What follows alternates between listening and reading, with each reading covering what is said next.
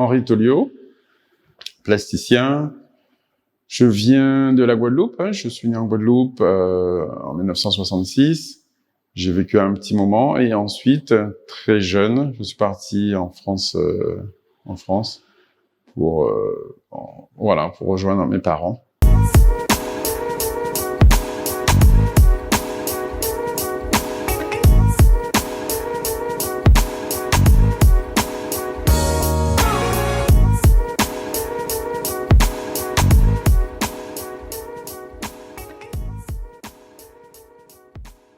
J'ai fait des études d'art à l'école d'art de la Martinique et j'ai eu mon diplôme.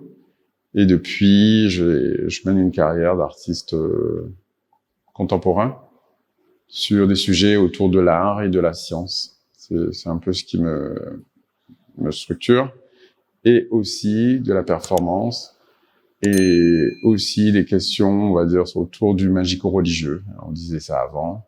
Mais là, on peut plutôt parler d'espace spirituel, afro-descendant, et voire même non occidental.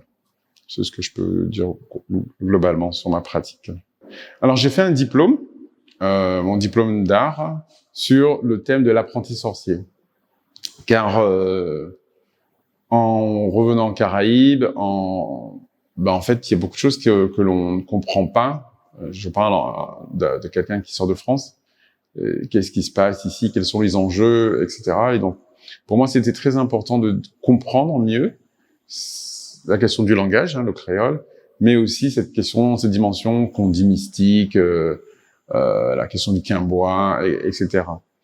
Cette dimension-là est importante pour moi, d'avoir fait ce travail-là, parce qu'en même temps, je veux comprendre, avoir les tenants et les aboutissants et comprendre une culture, être immergé dans une culture. Et je pense que cette dimension que je pressentais, cette dimension animiste, elle qui traverse le monde, d'ailleurs, et dans plusieurs cultures, est une dimension qui me porte et qui emmène de l'émerveillement.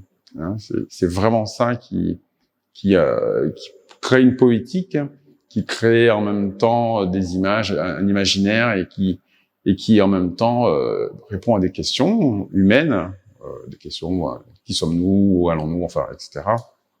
Voilà. Donc, être apprenti sorcier, c'était ça. C'était me positionner dans ma culture et en même temps, on va dire, répondre à des questions existentielles. Voilà. Et donc, de mes études, qui date d'un certain temps, j'ai eu mon diplôme en 92, on peut imaginer, déjà 30 ans, ces questions-là sont légèrement parties, enfin, ont quitté un peu mon centre d'intérêt et sont revenues il y a une dizaine d'années sous une autre forme, avec la performance, par exemple, avec la rencontre aussi de groupes, un groupe Kémit, qui pose ces questions-là, des questions vraiment d'ancestralité, des questions autour de cultures disparues ou pas, comment les cultures noires, comment les cultures afrodescendantes peuvent émerger et apporter elles-mêmes à leur tour des images, se représenter nous-mêmes, s'empowermenter, enfin, s'empuissancer, etc. Vraiment, mon interrogation, elle est dans le sens où il s'agit pour moi de trouver des solutions où on n'est plus dans une forme de plainte que dans la plainte, mais qu'au contraire, on est dans la proposition, dans des propositions bien concrètes, et on apporte des choses au monde ouvert.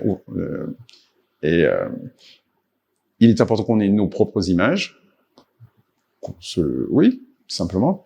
Et il est important aussi qu'on emmène nos cultures ailleurs. Et ce que vous allez voir dans ces différentes installations, c'est ce concept d'interface, bien sûr, mais ce qu'il y a vraiment derrière, c'est cette interrogation sur rentrer en relation avec le non-humain. Derrière moi, vous voyez des plantes. Je suis sur un dispositif de communication, justement, entre être humain et plantes. D'autres dispositifs comme les hôtels, un hôtel religieux, bien sûr, sont aussi des dispositifs ce sont des interfaces, des dispositifs de communication entre humains et les déités, les divinités afrodescendantes. Donc, cette recherche, on va dire, de sens, de spiritualité, c'est accompagné d'un travail que je qualifie entre art et science. Et pareil, depuis un certain temps, je mène ce travail de recherche entre les relations qu'il y a entre ces deux domaines, ces deux champs. Et ça m'a permis de mettre en place des dispositifs. Donc mon travail, en fait, il est souvent digital, on va dire. On peut dire que je suis un artiste du numérique, du digital. Donc cette installation, il y a une installation qui s'appelle Hôtel VR x10. C'est aussi un monde virtuel où le spectateur va rentrer et plonger dedans.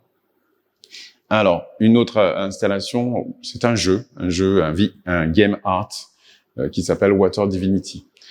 Pour parler maintenant de la performance. La performance, elle arrive à un moment donné où nous constatons, Annabelle et moi, Annabelle qui est une performeuse et artiste chorégraphe avec qui je travaille depuis un certain temps, nous constatons donc que le carnaval est un moment festif, mais en même temps transgressif.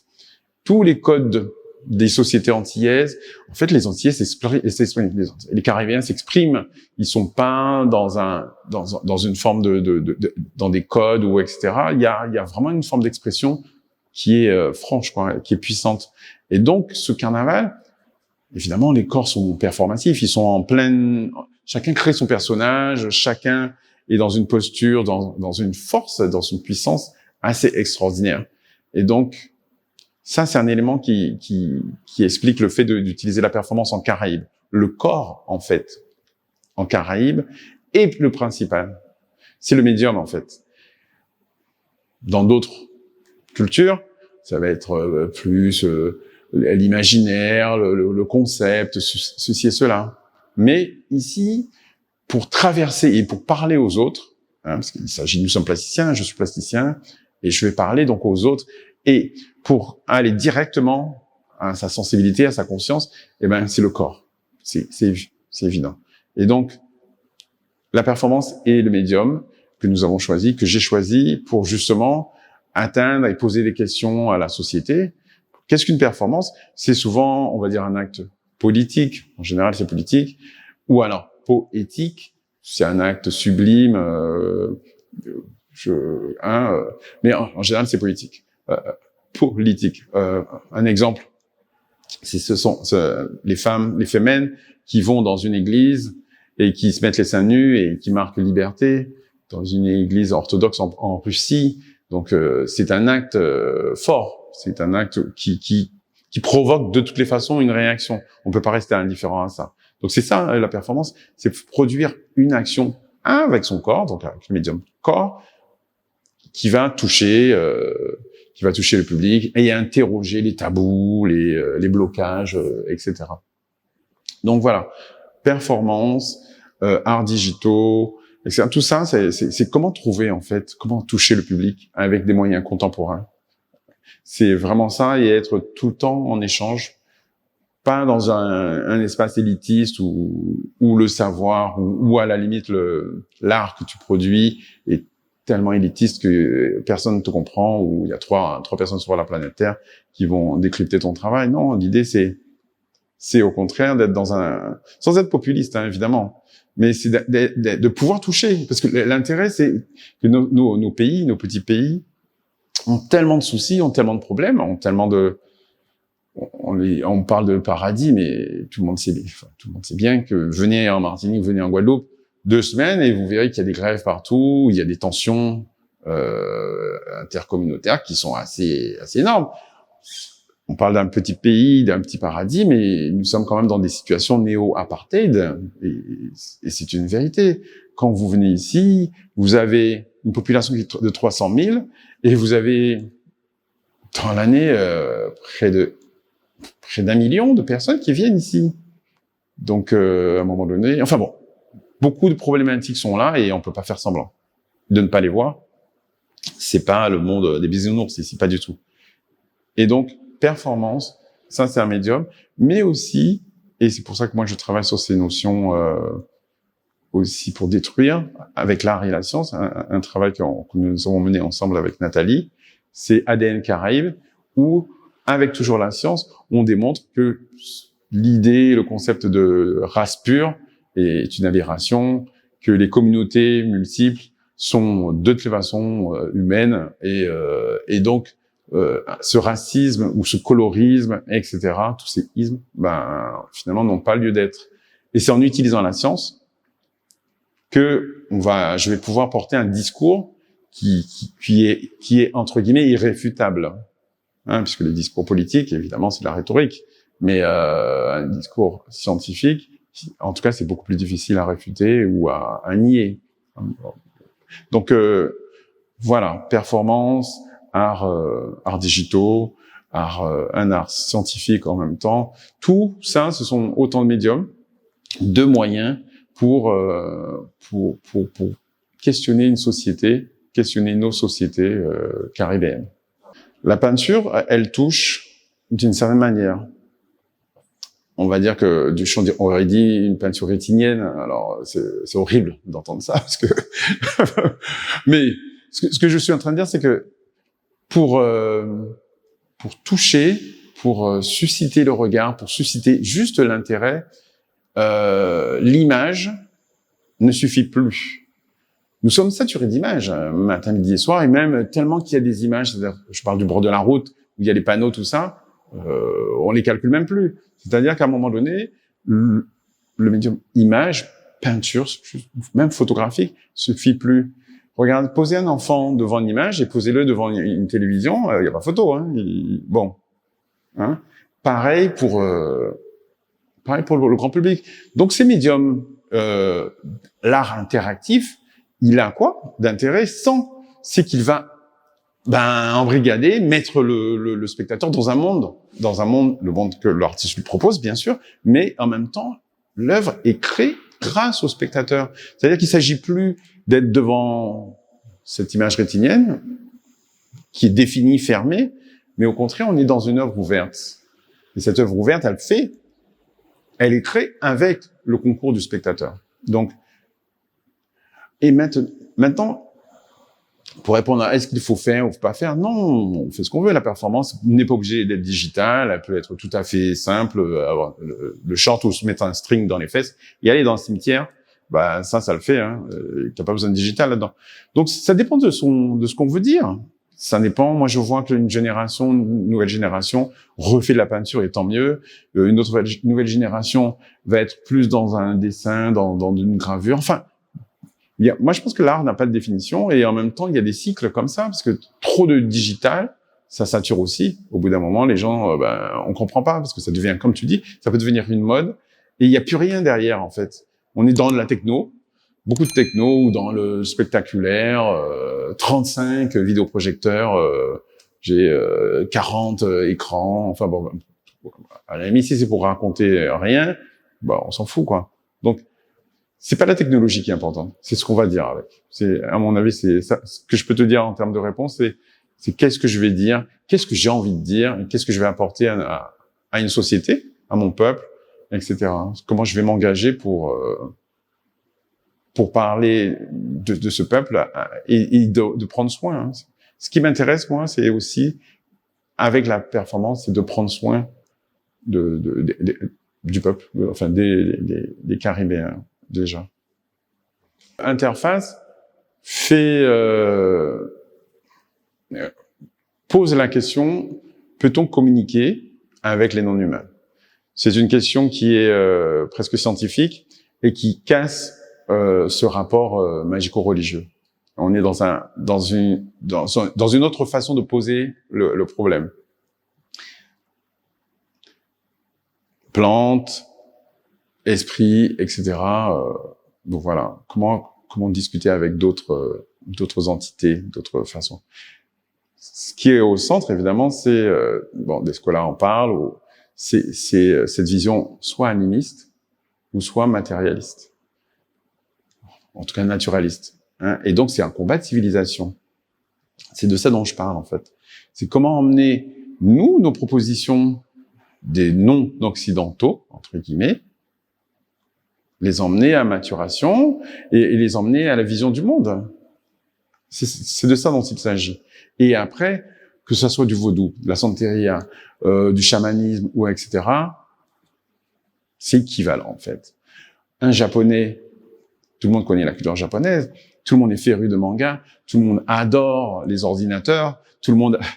Mais ce peuple a réussi à faire la synthèse entre modernité, contemporanéité, etc. Et ils gardent leurs croyances animistes, et personne ne les fait chier pour ça. Et pourquoi, donc, un Africain ou un Amérindien, un autochtone, lui, il peut pas être chaman et en même temps contemporain de sa société.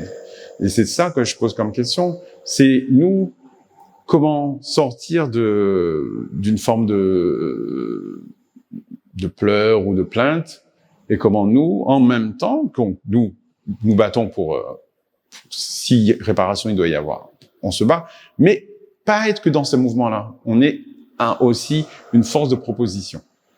Hein, c'est vraiment ce qui m'intéresse. Alors brièvement, on a 4 installations, donc le dispositif de communication avec les plantes dont je parlais déjà. Il y a une autre salle où c'est beaucoup plus classique. Il y a un bateau, et ce bateau, c'est le bateau d'Agoué. C'est la divinité du panthéon. C'est la divinité des mers dans le panthéon haïtien, et c'est lui qui préside à l'océan. C'est un peu l'équivalent de Poséidon, si vous voulez. Et donc j'ai fait ce bateau en l'honneur de ce Loa, cette divinité. Dans une autre salle, il y a un jeu, Water Divinity, qui est justement, comme en anglais ça l'indique, les divinités aquatiques, toujours du panthéon haïtien, et c'est un espace ludique. Les enfants ou les adultes peuvent, avec une manette, rentrer dans 2 niveaux du jeu. Enfin, il y a 2 niveaux, le jeu a 2 niveaux, donc, et découvrir ces divinités. Dambala, Aida Wedo, Agoué, la sirène, enfin, etc. Donc ça, c'est un des jeux. Et c'est très ludique. Et c'est pour casser encore cette diabolisation qui est faite par rapport au vaudou. Car là, on est dans une dimension esthétique éminemment joyeuse et plaisante. Et enfin, on a cette salle où il y a quelque chose de relativement classique, une installation, où il s'agit d'une déconstruction d'un hôtel, un hôtel vaudou. Il y a tous les éléments de cet hôtel, mais ils sont présentés sur le mur. Et un petit peu plus loin, vous avez les QR codes, qui fait que vous pouvez, grâce à votre téléphone, aller sur chaque des éléments et avoir son nom et en plus sa signification dans cet ensemble. Et en vis-à-vis, juste en face, on a ce fameux espace virtuel où vous mettez un casque virtuel et là vous rentrez en fait. Vous avez un hôtel et l'hôtel il est construit, il n'est pas déconstruit, il est là et vous pouvez d'une autre manière le découvrir, le visiter en rentrant dans la matière, en vous déplaçant comme si vous étiez un oiseau ou etc. Et en même temps être acteur, c'est-à-dire quand vous rentrez dans cet espace-là, l'hôtel est gris. Enfin, en tout cas, tous les éléments sont gris. Et avec une manette, vous pouvez lui donner de la couleur. Entre guillemets, donner vie à l'hôtel. Et vous-même, vous êtes une sorte de dieu ou de démiurge qui donne vie à ce... Et ça permet toujours de manière ludique de découvrir, en fait, les éléments qui sont constitutifs d'un hôtel, d'une interface avec les divinités. Voilà, c'est ce que vous pouvez voir dans cette expo.